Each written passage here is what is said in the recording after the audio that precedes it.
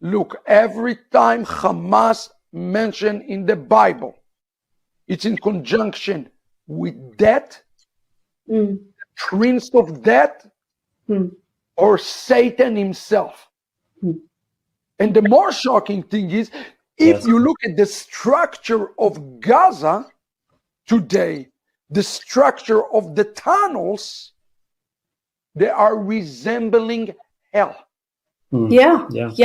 It is stunning. I'll give your audience one example. You know that they put the tunnels, everybody saw the tunnels. They have 7 floors, 7 levels of the tunnel. I didn't know that. The rabbis of Israel tell us that there are 7 levels to hell. Everything that you see in the structure and the construction of the tunnels and the strategy of the kidnapping, especially of the children, and I'm sorry to be graphic, the raping, the pulling the babies from the womb, and all of those terrible things. Everything has been prophesied in the Bible. Everything is already happened in the past, and everything is leading us for the event that we call Gog v'Magog. So when we are talking about this, let me just say this last sentence, and then I'll let you ask me anything you want. But everybody have to understand it. Christians need to understand today that this war that we are engaging right now, take out of your lexicon Arab-Israeli conflict, Palestinian-Israeli conflict. It is not about the Palestinians. They are just a pawn. Iran is a pawn. Tehran is a pawn. Turkey is a pawn.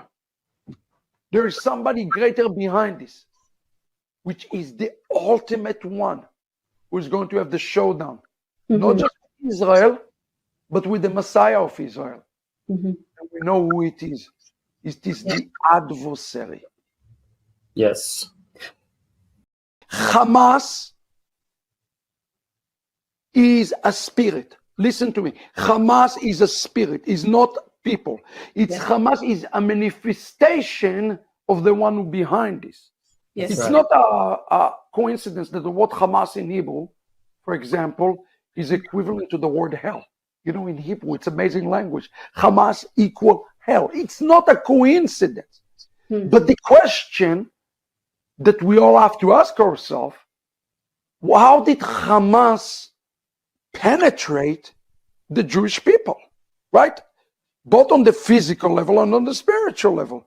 After all, we have a fence of $5 billion, and this fence is watched 24/7. How can 3,000 terrorists come and nobody see them? They were invisible. We're not talking about 1, 500. We're talking about 3,000. How is it even feasible? And you see, that is the shocking thing about the new Hamas book. That when you see the prophet Ezekiel cry out, the fence name is the Gader, and he prophesies on the time that the fence will be broken. Now, if you read carefully the prophet Ezekiel, chapter 22, he's even tell us why the fence has been broken. And you know why? He says 3 verses later, it is because my people had the Hamas against my Torah. Isn't that amazing? That the word Hamas, used in conjunction with the Torah, as the reason for the wall or for the fence to be breached. It's right there in front of us.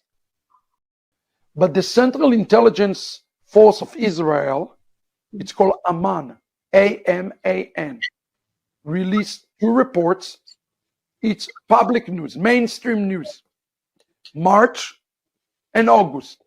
And twice a month said, because of the fighting internally among Jews, Hamas is planning this attack. Listen to me. They knew about it. They were warning. The the IDF, they were warning it, but we did nothing about this. And everybody need to understand, we were blinded because of the baseless hatred. There is no other explanation to how 3,000 men can come inside the country. So the events we are watching right now are going to be leading us for the coming of the Messiah.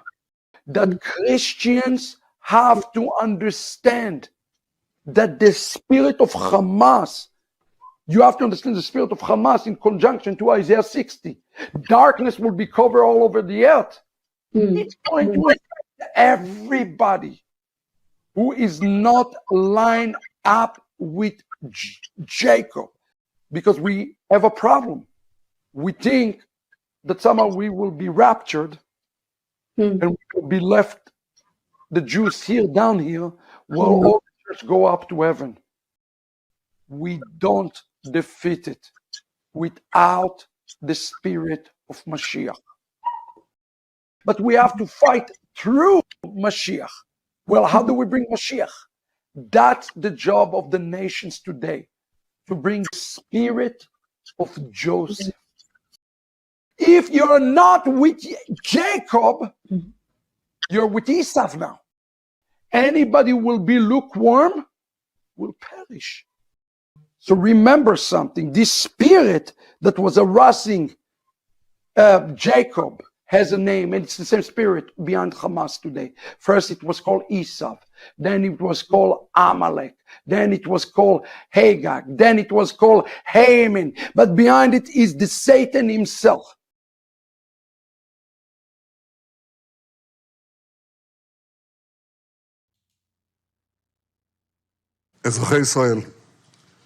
People of Israel, last night, additional ground forces from Israel entered Gaza at the gates of the complex of evil, the hall of evil. And the goals of this war are very clear: to completely eliminate the military capabilities of Hamas, and they are committed to completely eliminate this evil from the world for our existence, and let me add, for the benefit of all of humanity. The entire people and all of Israeli leadership, we all embrace them and believe them. You must remember what Amalek has done to you, says our Holy Bible, and we do remember, and we are fighting. Our brave troops and combatants who are now in Gaza or around Gaza and in all other regions in Israel are joining this chain of Jewish heroes, a chain that has started 3,000 years ago from Joshua ben Nun until the heroes of 1948, the Six-Day War, the 73 October War, and all other wars in this country. Our hero troops, they have one supreme main goal: to completely defeat the murderous enemy and to guarantee our existence in this country. We've always said, never again. Never again is now.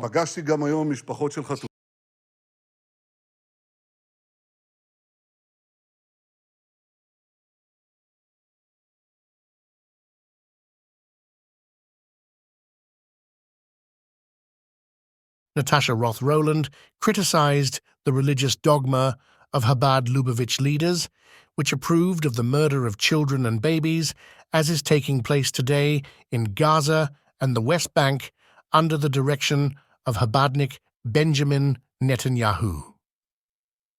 She wrote, "Non-Jews as subhuman. All who knew Baruch Goldstein felt he acted out of his Jewish character. This was not the reaction of an ignorant Jew, which should also be blessed, but of a learned and model man. This was Ginsburg's reaction to the massacre at Hebron's Ibrahimi Mosque, Cave of the Patriarchs, in February 1994, in which the Brooklyn-born Baruch Goldstein gunned down 29 Muslim worshippers before being beaten to death after his rifle jammed." Ginsburg penned his assessment in Baruch Hagiva, Baruch the Man, Blessed is the Man, a collection of essays and eulogies published the year after the attack. At the heart of Ginsburg's ideology is the acceptability and morality of Jewish violence against non-Jews. Underpinning this, as the Israeli professor of religion Moti Inbari has written, is his conception of non-Jews as effectively subhuman, meaning that the commandment, "You shall not kill," which relates to humans, applies only to Jews. This interpretation of the Ten Commandments informed another notorious publication to emerge from Yitzhar, this time by Ginsburg followers. Their 2009 volume, Torat Hamelech, The King's Torah, similarly argued that the sin of murder only applied to Jewish-on-Jewish violence and explicitly permitted the killing of non-Jewish children and babies if, they wrote, it is clear they will grow to harm us. That book, like Baruch HaGever, earned its author's indictments for incitement to racism and violence, but no prosecution resulted.